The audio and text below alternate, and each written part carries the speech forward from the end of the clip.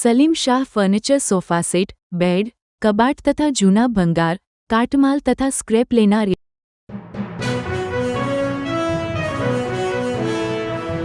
જે પણ વાહન ચાલક ટુ વ્હીલ પર હેલ્મેટ વગર પકડાશે તેની સામે કાયદાકીય કાર્યવાહી કરવામાં આવશે।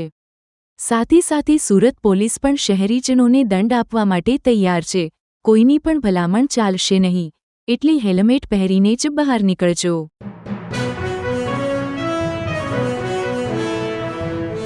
માહિતી અનુસાર તે એક નાનું વિમાન હતું જેમાં 2 પાયલટ સહિત 21 લોકો સવાર હતા। વિમાન રાજધાની જુબા તરફ ઉડાન ભરી રહ્યું હતું। આ સમય દરમિયાન અકસ્માત થયો।